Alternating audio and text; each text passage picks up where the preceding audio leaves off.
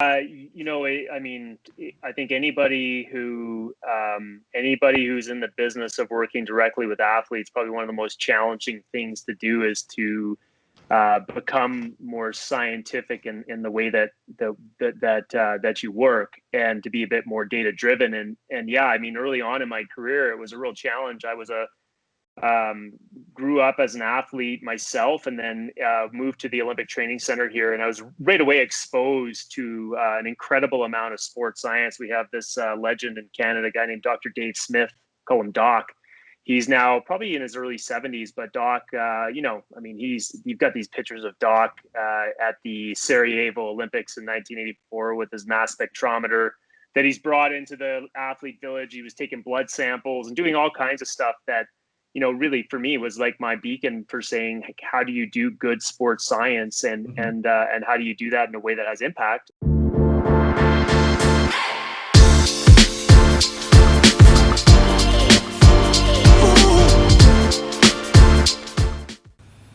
This episode of the Smart Athlete Podcast is brought to you by Solpre. If you're active at all, whether you're running or simply out walking for the day, you've probably experienced one of the number one problems that active people have, and that's chafing. Solpre's all-new, all-natural anti-chafe balm solves that problem while feeding your skin the vital nutrients it needs to be healthy. If you'd like to stop chafing once and for all and treat your body right, go to solpri.com to check out the anti-chafe balm today. That's SOLPRI.com. Welcome to the Smart Athlete Podcast. I'm your host, Jesse Funk. My guest today has his PhD in medical science, his master's in exercise physiology. He's consulted and coached over 30 world and Olympic medalists. Currently, he's the director of sports science at the Canadian Sport Institute in Calgary. He does online education for strength coaches and sports scientists. He's also an adjunct professor currently doing research or actively in research. Welcome to the show, Dr. Matt Jordan. Thanks for having me. Appreciate the opportunity. Yeah, thanks for coming on. It's always nice to speak with people that are in it, doing it, both academically and in an applied sense.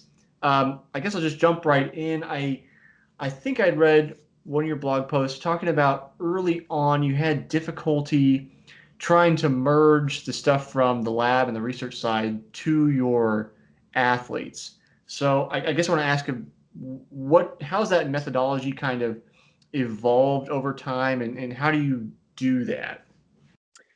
I think anybody who's in the business of working directly with athletes, probably one of the most challenging things to do is to become more scientific in the way that you work, and to be a bit more data driven. And yeah, I mean, early on in my career, it was a real challenge. I was grew up as an athlete myself, and then moved to the Olympic Training Center here. And I was right away exposed to an incredible amount of sports science. We have this legend in Canada, a guy named Dr. Dave Smith, call him Doc. He's now probably in his early 70s, but Doc, you've got these pictures of Doc at the Sarajevo Olympics in 1984 with his mass spectrometer that he's brought into the athlete village. He was taking blood samples and doing all kinds of stuff that, really for me was like my beacon for saying, how do you do good sports science, and how do you do that in a way that has impact? And I'll have to be honest, like, it was a struggle as a strength and power coach. It really took me a while to navigate those waters. Really, a couple of keys to unlocking the potential is, number one, we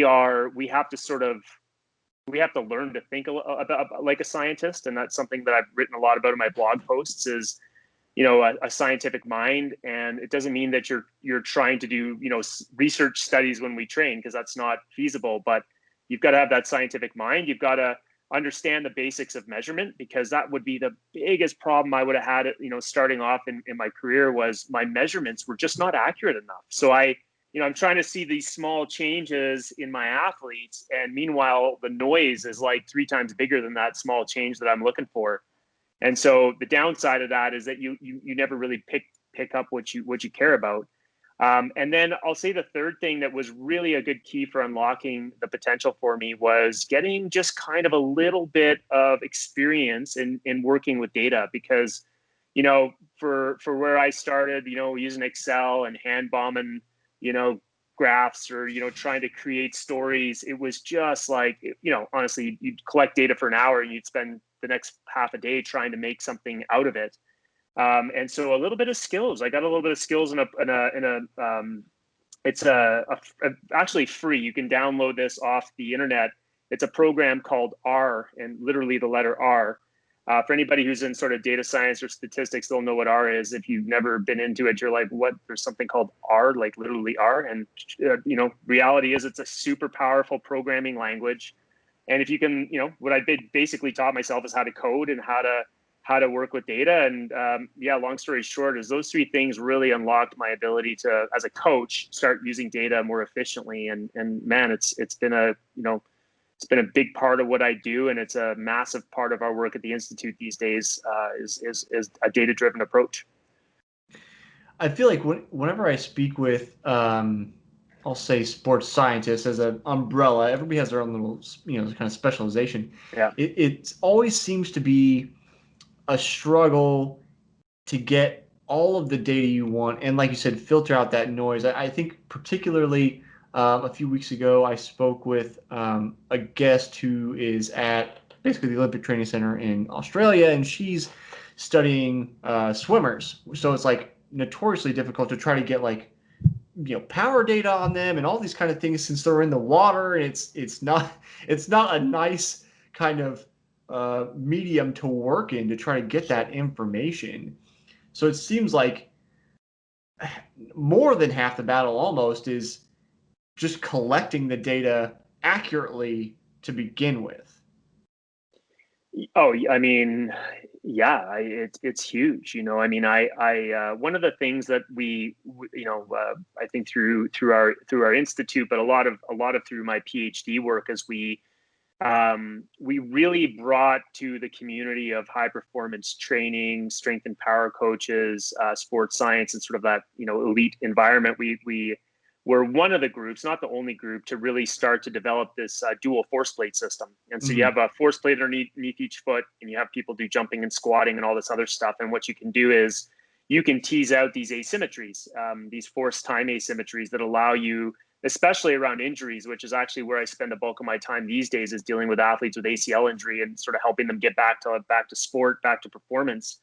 And it's amazing because you can use this system and you can quantify these asymmetries. But I always say to people that I'm working with on this, because I'll teach courses on using them, or be brought in to sort of help groups kind of implement it. And I'm saying, like, it's the most important decision you're ever going to make is input around an athlete's health and safety as they're coming back. And imagine you had a force plate that all of a sudden started to lose accuracy. And so now all of a sudden, because you got two force plates now, so you've doubled your error.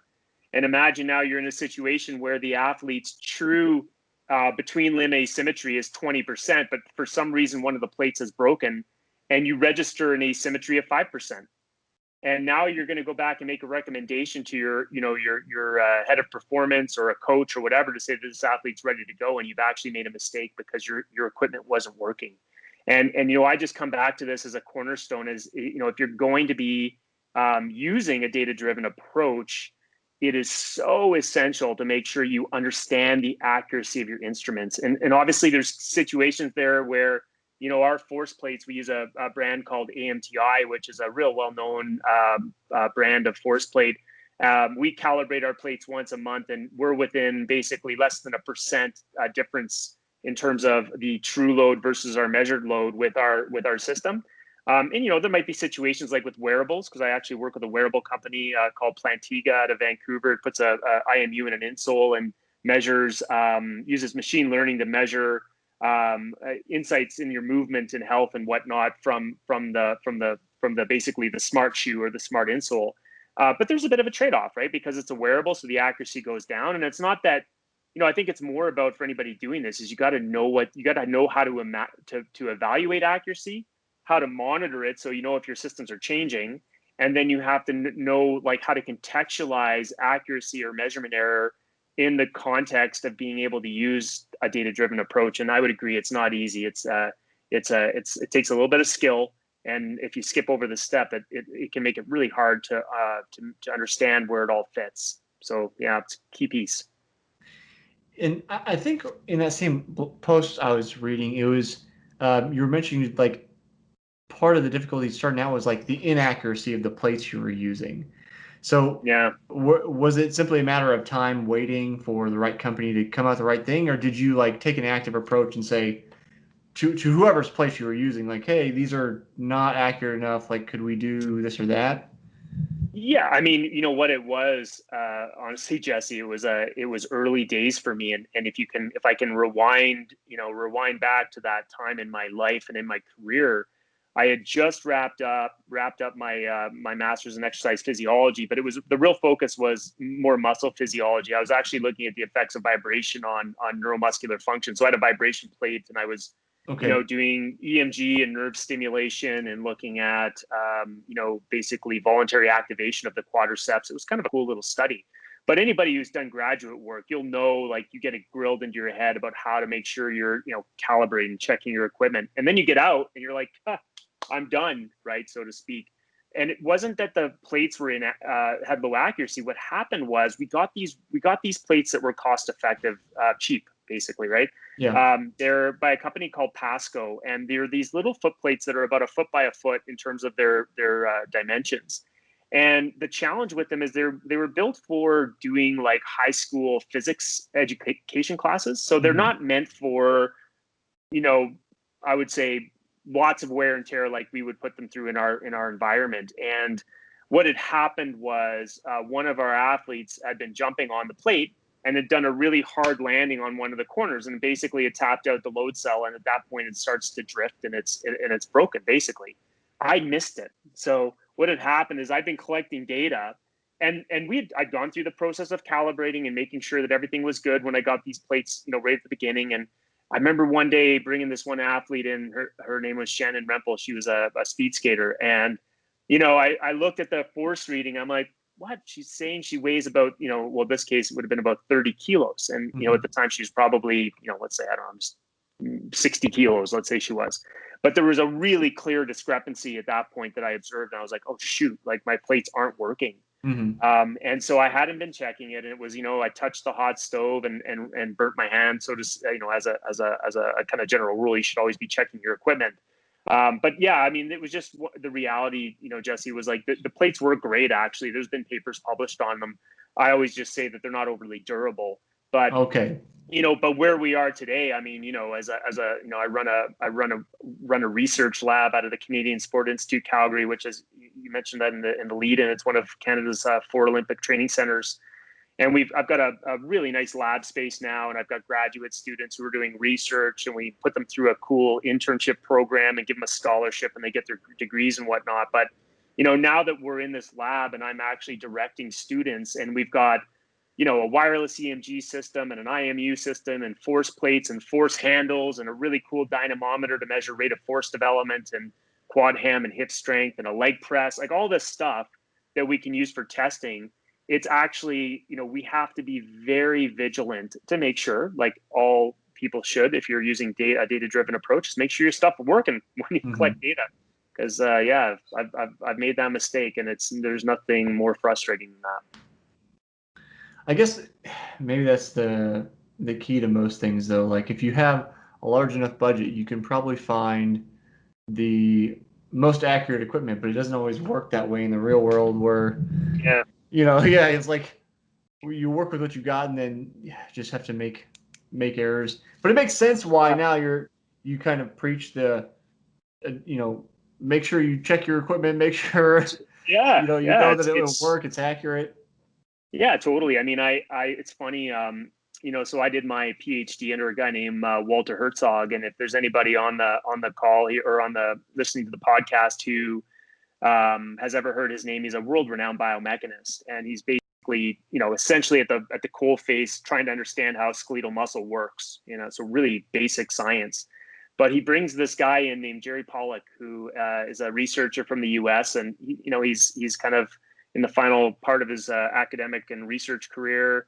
So he's had a long history of work, and he talks about this story where he had this extremely sophisticated equipment set up at his lab that would measure the crystalline structure of muscle. So he could actually look at, you imagine you go from a muscle fiber, and from a muscle fiber you go down to these myofibrils that have, actin and myosin, and they're interacting to produce force, and he could visualize them.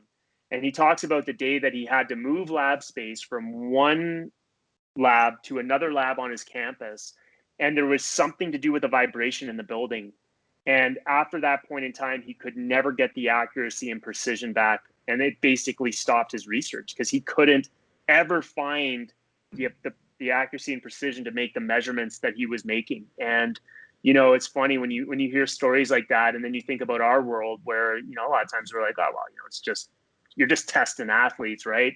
But you really need this stuff, because if a number changes, you need to know that it was real, and you need to be able to contextualize, like, is that change that we saw, so the dot goes from here to here, is that change meaningful? And another guy who's written a lot about that is Will Hopkins, and there's lots of people who've talked about how to contextualize change and whatnot. But yeah, it's certainly it's a big part of it, right? And you got to just drill that into everybody's minds when they're students and stuff, because it's a skill. If you take it forward with you, it really helps. It really helps down the road.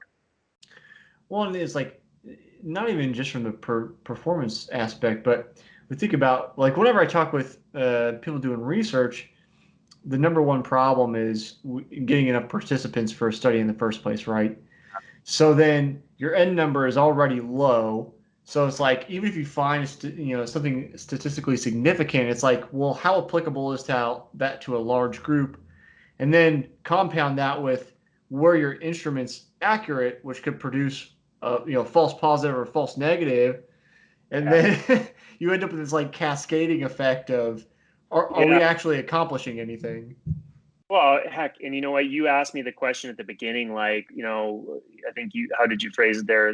So I wrote about how to become a bit more scientific as a coach and my struggles with it. And you asked me for some tips, and I gave 3 things, but maybe the 4th thing I should have said and put it to top of the list is, as a coach, you're not doing population science. It's Right. not, you're not trying to look at the effects of, does bacon cause cancer? Like, that's not the type of inquiry that you and I care about, right? What we care about is we've got this concept of a general population or a distribution, and that person that we're pulling off as an elite athlete is potentially an outlier. Like, they probably don't respond like the average, and we've got this single person over time.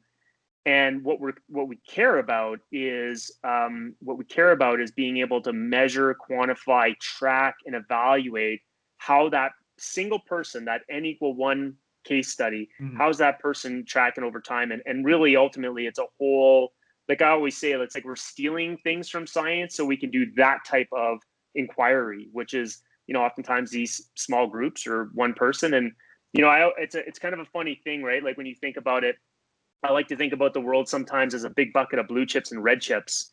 And, you can imagine, something like, let's say, bacon and cancer. Bacon increases your risk of cancer, let's say, by 50%. But let's say it's a very rare form of cancer. So you got 1,000 chips in a bucket. There's one red chip. A 50% increase is alarming when you read it on a headline, but really that's adding an extra half a chip in this big bucket, and a lot of people would be like, well, that's not really, I'd still reach in there and, run the risk of pulling the red chip, just enjoy a little bit of bacon now and then. But yeah, in a very similar way, I think when we're talking about athletes, is we care about things that are big effects. And one way to think about it in my mind is like, it's like, how many, just back to your point, like, how many subjects do you need to have to show statistically that moms are bigger than their babies? So you don't need 1,000 moms and 1,000 babies to show that there's a difference there, because the effect is huge, right, and the variation is very small.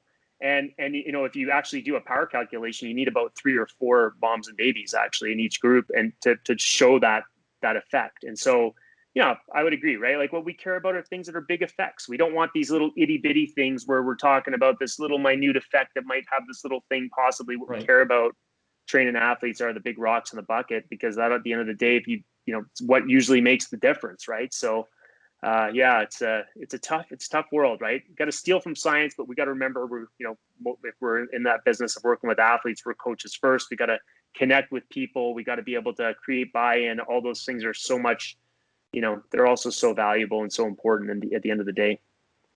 So it makes me kind of wonder, since you are, actively engaged in research, how do you choose what you're focusing on? Are you thinking predominantly about, you know, these are my athletes, these are the problems they run into, let's look into that, or is it more of a, I'm I want to say mentally interested in this thing for no other reason than I find it interesting?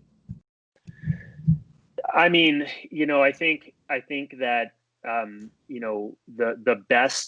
best scientists I've come across are able to string together a line of thinking and a line of inquiry over their careers that really kind of advances a topic and advances an understanding around an area. And I would just say as well that in addition to that, we've also got the flip side, because I work at the Olympic Training Center, and we are constantly trying to find innovations and new ways of doing things to help our sports win medals. So, you know, in that latter bin, when you're really sitting down with a coach and you're looking at a sport and you're trying to figure out where can you squeeze a percent of performance out. Sometimes these are very targeted projects where it's like, hey, if we could design a bobsleigh that looked like this, or if we could teach a speed skater to skate like that, or we could, use this training in like we would be sort of like adding for this very specific example a little bit of bandwidth to hopefully improve performance. And no doubt those are projects that we do all the time. But where my research is today is what I'm interested in um, at a whole body level are all the factors, basic factors that affect how muscles make force. And what I about and what we're primarily looking at is developing better testing methodologies for athletes who are coming back after ACL injury. That's been the big focus. So knee injuries, and particularly what we're doing is, surgeons do their great work, and then you've got the physiotherapists doing their great work. And at some point, this person is 9 or 10 months post surgery. They get back to sport. But what's really interesting, for example, one sport that I work really closely with, it's alpine ski racing. Mm-hmm. And it's funny that it's going to be like 18, 19, 20 months, 24 months after surgery where they actually hurt themselves again. That's where the window is typically. So there's this window way after you've had your surgery and you're back in sport where you actually have to be really working with somebody to get them back to performance. And what we find is many athletes don't get back to performance. They get back, to functioning. They look okay, but there's a gap there. So to answer your question specifically about research, is we're doing we develop better testing methodologies. We're developing ways to forecast recovery after injury so that we can make better decisions. And ultimately we're looking to develop better training methodologies and nutritional methodologies to help ensure athletes get back to the level of physical preparedness that they need to be at in order to get back to sport. So that's the real focus. I'm a strength coach first, so I care about strength, power, rate of force development. I care about how athletes take these capacities, but then express them importantly in their sport, because it's not all about making somebody like a bodybuilder or a power lifter or an Olympic lifter. Like we need to take them and allow them to, develop capacities so they can express this in whatever environment they're in. So it's a cool thing that we got going on for sure. But that's the main theme of our research. See, and I had read you about you mentioning that kind of elongated timeline for re-injury with your skiers, and I'm glad that you have some data about that, because I know. So I do another show, so to speak, where I talk about running on the YouTube channel, and on some of the injury-related ones, I've mentioned or given the advice that when you're rehabbing something, even a minor injury, it could be 6 months of continuing with it, even after you feel perfectly fine. And that comes from my own just experience being injured. I don't know how many times over the last 20 years. Um, and just knowing like those things just take a long time. And I don't have any, I'm my own case study, right? So it's like Sure. I haven't been collecting data and being diligent about doing like a daily workout journal. So I don't have that information, but it's like I know just from experience that, like, for instance, my senior year in college, I pulled my left hamstring pretty bad. And basically, I missed out on the qualifying for the national championship because of it, and that injury still bothered me. I could every once in a while for years on, a couple of years on, and it's like theoretically everything's fine, should be fine, but I found that pattern to be consistent regardless of what the injury was, and sometimes even if it wasn't severe. So just from a personal sigh of relief, I'm glad somebody has some data that says that's something we Yeah. need to look at. Yeah, totally. And I mean, it's, I can tell you that, injuries, especially big ones, people who've had ACL injuries and people who've had, you know, big leg fractures or whatever that might be, big hamstring strains.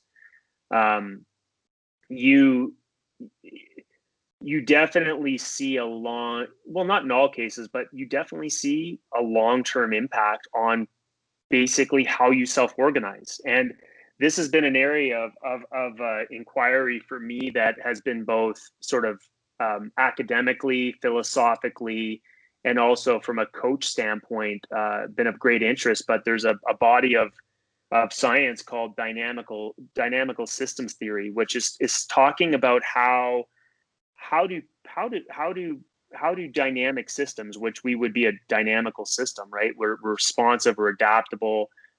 How do patterns emerge? Like how is it that things happen? And the way they've always kind of visualized them in these more fundamental papers and books, they've sort of talked about this idea of an energy well. You've got this energy well, and it's stable, and so the stability that you get into after an injury, whether it's a limp or a way of moving or a reduced bandwidth or degrees of freedom in terms of your ability to solve problems, it becomes a stable solution space.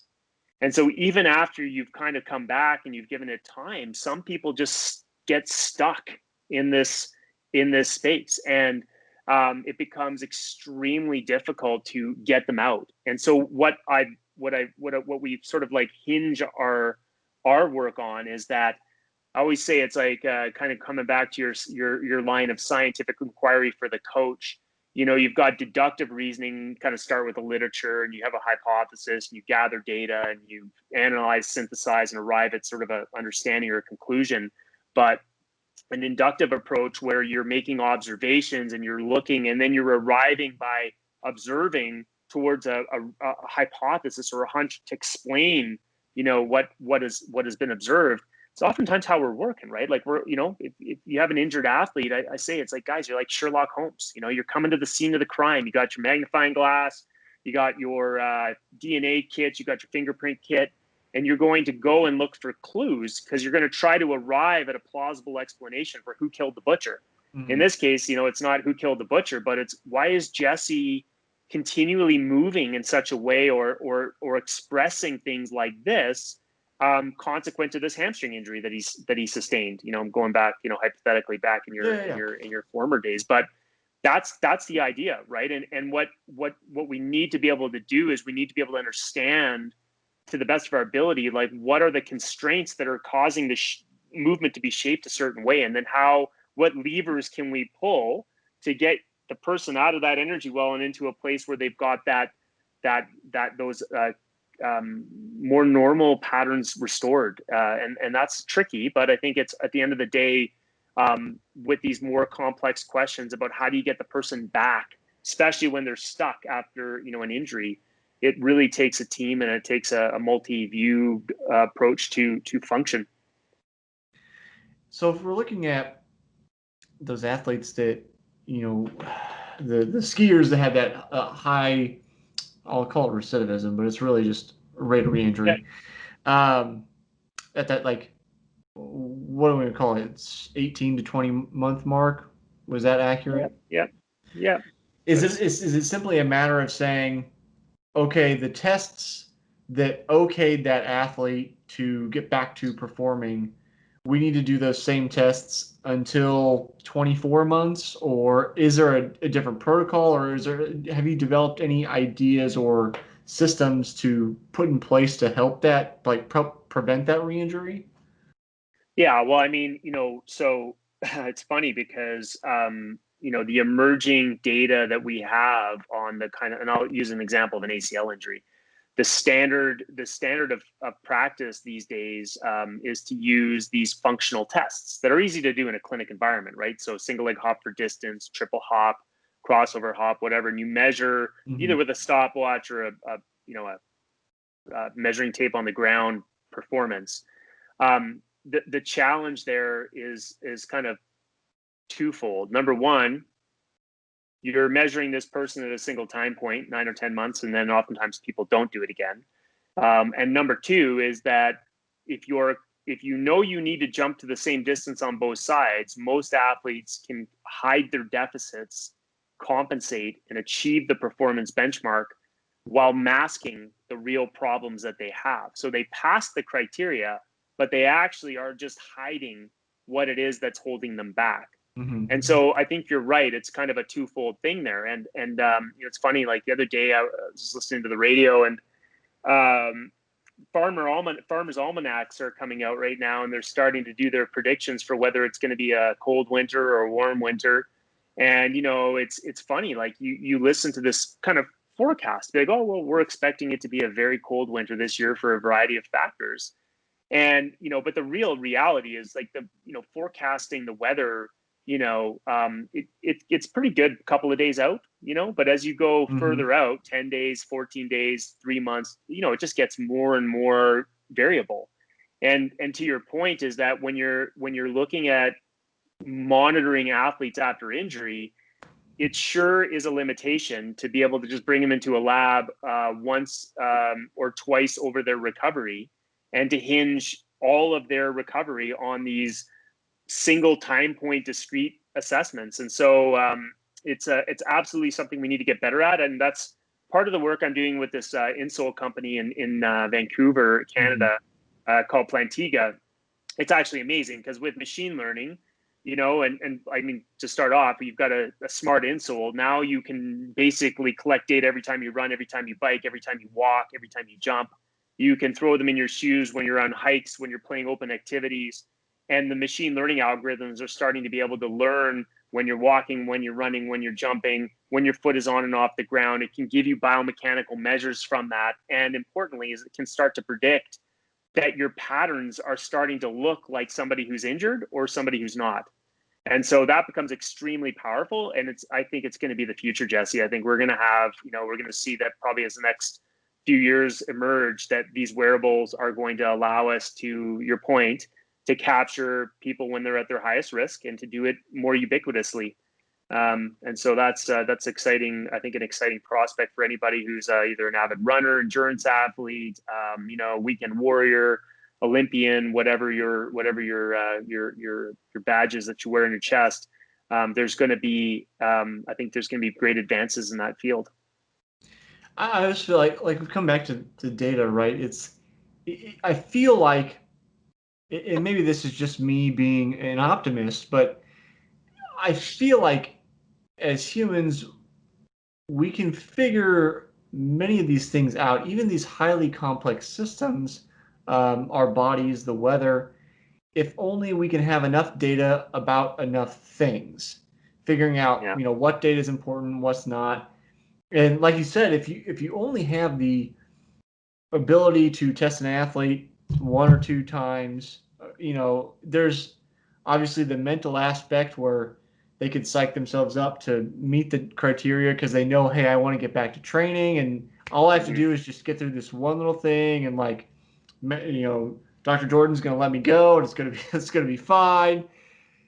But if like with and that's why I definitely wanted to ask you about Plantiga as well, because that's giving you data all the time, and you know that as much as high performance athletes are on and in the zone day to day, there's always going to be points when they're not. Like nobody is 100% in the zone all the time, always going to be able to compensate for things. And I feel like if you can just have that essentially nonstop clock of data collection, like you're going to start to see patterns emerge that tell you those things.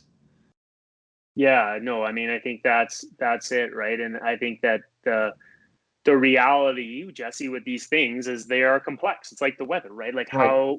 what is influencing the weather? Well, there are let's just say internal factors related to weather systems that are, probably occurring via how these systems are self-organizing and things are occurring. There's probably some human involvement, I think, right? Mm-hmm. Global warming, climate change is certainly 100% something that we are contributing, ourselves, and obviously affecting our climate. But it's all this stuff, right? So it's hard to study this stuff when you've got incomplete data, or when you've got, I don't know. I brought you into the weight room, and I measured your strength on your left side and your right side, and I use that as my sole part of the equation. But I would argue that, we are going to have to start treating a lot of this stuff with the complexity involved in order to get there. But I still come back to the idea is that if I am not looking for it, if I'm not measuring it, I can't change it. Now, I've just got an athlete of mine that's coming back after an ACL injury. I have them do a single leg jump test. I measure that they've got a 20% different side to side. Hey, whether or not that's predictive of an injury or whatever, you know what I think? Hey, you've got one limb that's at a deficit. I can prescribe training that can actually make you have better strength in that side that's deficient. And if I do that, maybe it opens up bandwidth. You're going to perform better. Now you've got two legs that are capable of doing the same things. And I always say, like, even we get hung up on injury prediction, but just if you put your coach hat on, there is value in finding things that could make an athlete better, help them perform. So I still always say that there's value in some of the stuff that we do. There's tons of value: routine screening, routine testing. Even though it's not maybe going to be giving us the best predictive model for injury, but at the end of the day, I don't know if we really want to just predict injuries. I think what we care about are finding the things that are being kept from us as coaches, so that we can give people the right type of training that's more individualized, more specialized, to help them get better in their sport. And if we prevent a couple injuries along the way, fantastic. Yeah, so it's a big area, though. Kind of along those lines, it's like when I'm doing research, I don't typically have very pointed questions, but one of the things I did want to ask you, and it sounds like you've kind of already answered it, is because your focus is both on performance and you're looking at like ACL injuries and the effects on training and all those kind of things, and because you're at the Canadian Sport Institute, obviously trying to get medals. If I basically want to know, is injury the biggest limiter to increasing group performance? So, like, as a cohort, Olympians, if we could reduce the rate of injury by 50%, would we see world records being broken, or a larger cohort approaching those times? Or measures, I guess I should say, because it's not always times. Does that make sense? Yeah, it does. Yeah, I mean, I think I don't know the answer to that. I mean, it's a It's tough a highly question. speculative question. Yeah, but what I can tell you is it's kind of interesting that a good friend of mine, Dr. Dustin Navins, he's a great guy. He's a VP of Research Innovation Sport Medicine at the U.S. Olympic Training Center in Colorado Springs. Awesome guy. well researched, doing his own work. And it's funny, they've got some interesting statistics from Olympic performance. And it's funny, you'd think it was well, I mean, I care about injuries, and I obviously spent a lot of time there, and certainly they're a problem. But what really kind of hits hard with those programs are illnesses, right? Like flus and colds and stomach flus that run through and all that stuff. And they're far, far, far more, at least on Dustin's data, based on Dustin's data, far more negatively impacting of performance. And I think that's maybe where that question could potentially have an answer. But I would also say that collectively, and I know this from sports like being in alpine ski racing, like we don't have 30 skiers behind the top skiers to be able to fill a gap if somebody's injured. Like, it's not like NHL, like hockey in Canada is massive. We've got tons of great hockey players, but a lot of times in these sports, we've got a small group. And we've invested years into these athletes, years of expertise and training and development. And so I think at the end of the day with this stuff is that, injuries happen. They happen frequently enough that it is important that we do something about it. And certainly your odds of success in sports that are very competitive, and also in which, we have very thin pipelines, they are 110% strengthened by having a robust plan around mitigating injuries, getting athletes on the field of play physically prepared, mentally prepared, so they can handle the stressors of sport. We call it the healthy baseline, fit to train, fit to compete assessments. Mm-hmm. Super key. And again, where my work comes in now is, okay, but we're still going to get injuries, because you're not going to fix them all without those strategies. Although I think you can do a great job of bringing them down. But when you do get hurt, how do you manage that person to help them get back at the right time and with the right strength and the right capacities to be able to meet the demand? So, you need a strategy. And I think, I'll go on a limb and say, Jesse, in answer to your question, is that I think collectively, for a group, it is absolutely imperative for there to be strategies. I'll just maybe round out your question with one more. I had a really interesting. I was presenting down at the Vail Sport Injury Conference a couple months ago, and they had Dr. Roald Barr, who's a professor and a sport medicine physician in Norway. Mm-hmm. And he was presenting on what they're doing. Norway is absolutely just, dominating on the winter side. It's amazing. Small country, punching way above their weight. And he just talked about the 2006 Olympics. He said, we went to the games and we got destroyed. And they didn't get destroyed because they weren't physically ready to go. They got destroyed because people got sick and people got hurt. And that's what their data shows. And they had a strategy after the 06 games. So 2007, they aimed to fix it. And so they put injury surveillance in place, strategies in place, and they've got a system. And you know what? Their system has made a massive difference. He actually showed some of the data from 06 to 2010 to 2014 to 2018. Dramatic improvement in injuries and illness at the games. And, the correlate there obviously is a massive amount of success in terms of performance. So they're hand in hand. You got to be healthy if you're going to perform at the highest level, and in my opinion. It goes along with something I preach all the time on the running show that I do. It's just like consistency is key. Like you have to be patient and you have to be consistent. And the thing that knocks you off from consistency the most is injury and illness. So that's why I think about if it were possible, which it's not, to just say nobody's ever getting injured or ill ever again, I feel like we would see like a massive shift forward in how fast all fields are going, regardless of sport, because then you have continuous growth towards maximum genetic potential in all of your athletes versus being set back by external events. Or I think in one of your blog posts, I think it was the kind of weather predictive one, you were talking about not being able to compensate for all factors like a wet field or icy conditions or something that's outside of our control.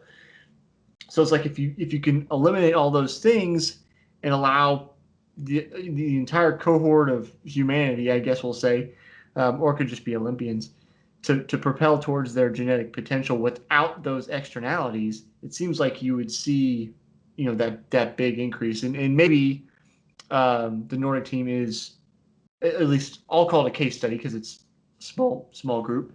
Maybe that's evidence pointing that direction.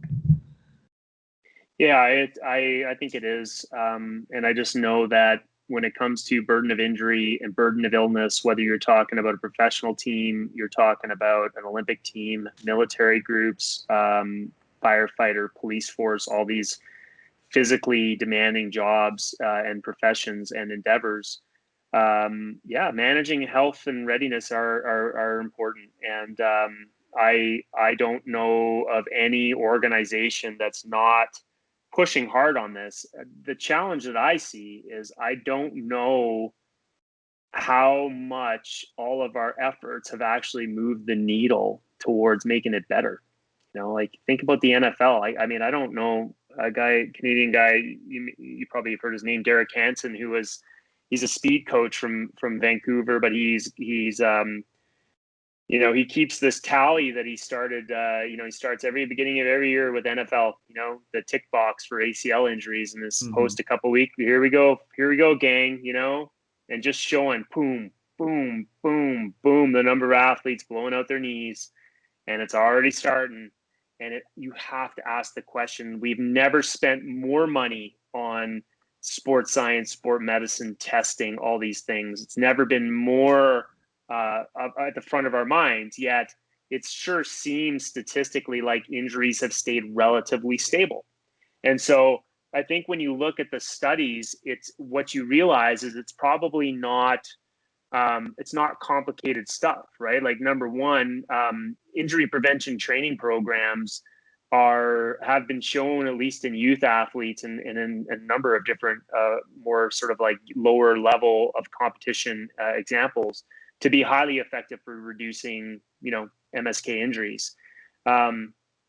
Training loads, like I always say, like, we know this anecdotally if you've trained, is that when you come back and you go back too fast, too hard, or you go too long without recovery, your body begins to break down. The cycle of being able to adapt to load and recover becomes imbalanced, and your recovery potential diminishes and your adaptive potential diminishes. And I know I have touched that hot stove as a former triathlete. I grew up in my teens and early 20s competing in triathlon, and then switched into kind of an avid, strength coach who lifted lots and did martial arts and all kinds of stuff. And all I can tell you is that I have made mistakes purely based on training load errors, like doing too much too quick, ramping up too quick, going too long without recovery, and not just listening to my body. And I think in some ways, we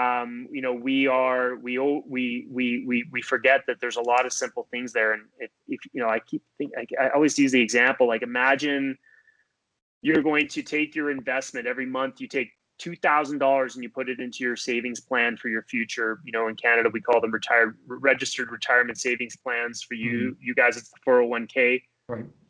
Imagine if you just dumped, you've met a financial advisor and he's like, yeah, I'll take your money every month, $2,000, no problem. And you ask for a report back to see how your money is doing. And he's like, yeah, I don't give you a report. I don't track that stuff. I just take your money and I just invest it. And hey, in 30 years, hopefully you've got enough to retire. But if you don't, that's your problem.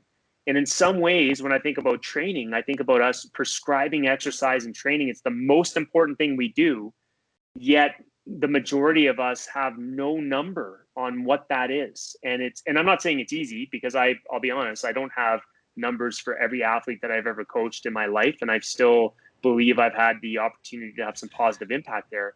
But I still come back to it. I'm like, okay, so if it's the most important thing you do, is it all just art? It's all just, just wing it and hope it works? Or is there something to how we progress, load, and monitor athletes and ensure that they're recovering and adapting? And I think there's a lot of questions there that need to be answered still. But certainly those are key elements if we're, looking at ways to kind of mitigate injuries. It's a couple of really simple ways to do it, right? It's not I don't think it has to be a crazy solution. You actually touched on something I wanted to ask you about. You mentioned touching the hot stove too many times by not listening to your own body. Excuse me. There was a guest I had, Claire Zai. She's a competitive power lifter, and she is also a strength coach for athletes in kind of her domain. And much like me, we like to preach rate of perceived exertion, RPE. And I wanted to know if RPE plays a role for you at all in your athletes, because I think about it in the aspect of we're these highly dynamic systems, right? And our brain is the computer running them all. So it's getting feedback that I guess I think about that feedback in terms of different signals. It could be emotional signals, we're depressed or we're anxious, or as a good example, early on in my triathlon career, I was swimming way too much for how developed my upper body was. And I got very anxious about going to the pool. I didn't want to go. I didn't want to get in. I didn't want to be there. And it was a symptom of overtraining. I would get in the pool. I would get it done. My times weren't necessarily suffering, but I wasn't really progressing. And as soon as I backed off my load, that anxiety went away. So that's where I wonder if RPE has a place for you, and like Claire's trying to develop a system with RPE with her athletes and trying to use that as a data point to get around this difficulty of us being able to collect enough data to figure out what should the load be, what is going on. Yeah, I mean, Jesse, absolutely. Like, I think that what what I realize, and again, this comes back to your original question, what are the things that, if you're a coach out there and you want to become a bit more scientific, like where do you start? And 110%. And I was after I kind of going back into my journey a little bit after being the triathlete. I got into training all kinds of combative athletes. So I had some Mm-hmm. MMA athletes, a couple guys who went to the UFC. I trained a lot of boxers. And I would go down to the boxing gym sort of more in the past decade just to train myself. And I'm awful, by the way. I'm not trying to pretend like I'm a street fighter or something, because I'm not by any stretch. But I remember Doug Harder, great coach. And he would be everything, whether you're a beginner or one of his pros, was all about mastering what he'd say the jab, right? Because the jab sets your distance, it sets your timing, it sets up your other punches, it allows you Mm-hmm. to have defense when you're being attacked. And I always am like, yeah, master the jab. Like, you don't need to be doing the crazy combinations. What you need is you need to have a crisp jab that sets things up, because that's the starting point. And in a very similar way, when you ask the question about RPE and getting these subjective measures from athletes, it is mastering the jab. And the value in that is that if you sit down every week, you have what you planned as a coach to do, right? So I wrote you a bunch of training, gave it to you. There's what I planned, and then there's what you incurred. And because what you incurred is so dependent on all those factors that you talked about, right? Like, how are you adapting? I always say, working with ski racers, we will go to the bottom of a downhill course, and it's amazing. You watch the top 30 athletes come down. Whew, they're exhausted, they're tired. They've had a tough 2-minute run, and then you get into the 40s and the 50s and the 60s in terms of the rest of the athletes coming down, and invariably your last 5 or 6 athletes are young skiers. This is their first downhill run ever in their life, and they come down, and typically they burst into tears, because it is terrifying to throw yourself off a mountain at 130 or 40 kilometers an hour and risk your life, basically. And they're petrified. So if they did 2 minutes, they both skied the same run, I can guarantee you that the physiological and psychological load for athlete number 60, that's their first run, and they're bursted into tears because they're so scared. I can guarantee you the load on them is entirely different than the load on that person who came down third, because it's a completely different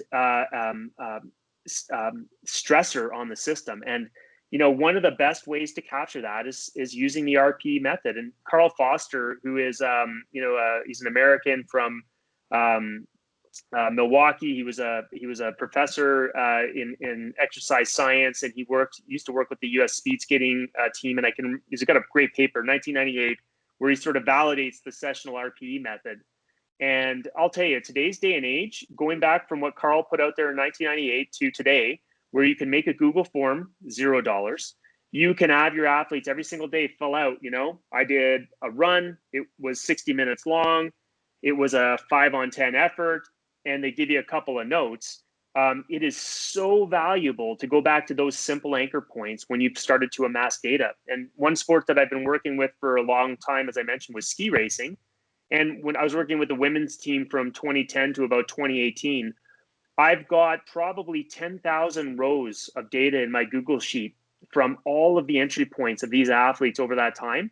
And it's a bit crude. I get it. Sessional RPE, it's a subjective report. But what turns out is you're a pretty good barometer of how hard that was. Right. I don't need to have a fancy piece of equipment. If I ask you every day, how was that? You actually pretty good at estimating that load on yourself. And if I ask you questions about your anxiety, your stress, your adaptation, your energy levels, your soreness, I can start to see when you're like, I'm not doing great. How are you sleeping? How many hours are you sleeping? We can start to see these trends. And, I just got done with one of our Canadian alpine skiers had a real bad injury at a full knee dislocation. And this athlete was just a crazy healer, a great guy to work with. Really came to like him as I got to know him over his journey. But, when we've got his data for the 14 weeks that he's coming back on snow in the winter, and we can manage those increases in load, and we can track his knee pain scale, and we can look at how he's adapting. All of that is driven by the sessional RPE method.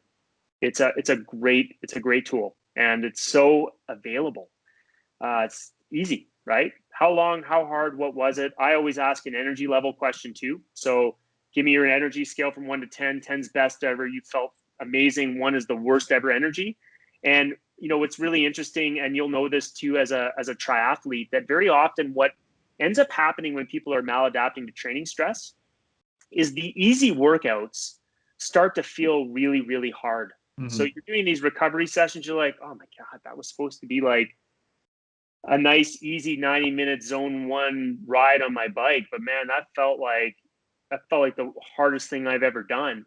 And when you start to see these easy workouts become really difficult and energy levels are starting to decline and sleep starting to go down, they give you just enough nuggets as a coach to be able to be like, hey, I think we got an athlete who's not adapting to the stress as well as I'd planned. And what are you going to do with that? You're going to take that information. You're going to give them a call. You're going to have a phone call. You're going to have a chat. You're going to make an adjustment. You're going to tweak, because that's the whole thing, is we're trying to make these micro adjustments to the plan, what you planned, so that you can optimize adaptation. And certainly, I'm a big proponent of the sessional RPE method, just because I think it's accessible, it's easy, it's been validated. And yes, there's limitations, but simple things done well, that's simple things done well. Get your jab down. And then if your jab's not working for you anymore, maybe learn another punch. But right now, a jab will probably do a lot of us just fine to start this process off. So great question, and couldn't agree more. Thanks. It's like I say, it's just something I've used and preached for over a decade now. So I always like to see, how it comes into play for people like you, or especially I'll say hard data focused, not the subjective measures, because I find value in it. And in the, I'll say, artistry of pacing and all of these things, where it's like it's internal measures, it's how you feel and all these things. But because I'm, again, just a case study of one, I'm just myself. I can't live inside of anybody else. I don't know how that all applies. So anyway, as we're starting to run short on time, there's a question I'm asking everybody this season because it transcends sports and disciplines. So I'd like to ask you what you think the purpose of sport is. Oh, yeah. I mean, I can answer this question as a parent. I've got 3 boys, and I think that physical activity is the fountain of youth. And I think it's a lot of what ails us in our society, especially North America, comes down to a lack of physical activity. And from my perspective, sport is the gateway to physical activity. And so, sport fundamentally, first and foremost, is allowing kids and I believe you maintain the ability to learn skills well into your 20s and 30s and 40s and beyond. Sport is a gateway for developing physical skills, physical literacy that opens up the doors to being able to have physical activity. And I there's nothing that makes me prouder than to watch a Canadian athlete stand on top of a podium, getting their Olympic gold medal, and tears and all that stuff. Like it's an exhilarating moment once every 4 years, and our country goes bananas, and I know Americans go bananas for their athletes. But let's be honest, like, what do I want for my kids? I want my kids to grow up so that when they're in their 30s, their bodies feel good, they're healthy, and they can do whatever they want. They can play basketball, they can play hockey, they can play tennis. They're not afraid to go pick something new up because they've got the physical skills and the physical literacy to be physically active. And I think sport's a great gateway for that. And I expose my kids to sports because I want them to have the literacy down the road to be able to do things that they want to do. And whether they make the NHL or Olympic level sport, I could care less. Mm-hmm. It's not on my radar. So that's what sport is for me. I think it's a key part of our society. And I think it's undervalued. And I don't know about in the US, but in Canada, we've had this sort of like, I guess in some ways the focus on performance has gotten very, very big, winning medals. And I like that. That's my job. I mean, it's help athletes get to the podium healthy and safe. But, I think that we've sort of lost the sense of why we do this. And I'll go back to Norway because I mentioned them earlier. It's funny that their whole mission, vision, values, purpose as an organization, this is the Norwegian Olympic Committee, and I'm going to probably get the exact wording wrong, but their reason they exist is to uplift the lives of Norwegians through sport. That is why they exist. So that's why kids are out when they're young and cross-country skiing and they're physically active, because their goal isn't to just win medals, it's to uplift. And I think that sport, for me, has always been that vehicle, and I see it being that vehicle for people who are, either marginalized or overlooked in society. And I see it being tremendously beneficial for people who are need to get fit and physically active for their health. It's a great vehicle. We gotta keep making sure that we're doing it for the right reasons and teaching others the value of it. Good question. That was a good answer. I don't think I've had anybody answer quite in that fashion yet. So that's why I love the question, because it's so open-ended. Matt, if people want to see what you're up to, kind of follow along with your career, your research, all that kind of stuff, where can they find you? Yep, you can follow me on Twitter. My Twitter handle and my Instagram handle is at Jordan Strength, JORDAN Strength. You can go to my website, www.jordanstrength.com. I do have, you can sign up to my mailing list. I do have, I don't bombard people. Like I put out, maybe every 2 to 3 months, I'll usually put out something that's going on, either stuff that I'm doing, courses that I'm running, because I do a lot of courses for coaches and sports scientists. Or something that might be of interest. So it's not just being driven out there, constantly. So for people who don't like lots of emails, I get it. But and then on Twitter, it's kind of the same, any research that we're doing, publications that are coming out, stuff that we're working on that are kind of new innovations. It goes up there, and it also goes on Instagram. So please, if you do want to get in touch or follow, that's the best way to do it. Sounds good. Thanks for hanging out with me today, Matt. Appreciate it. Thank you very much.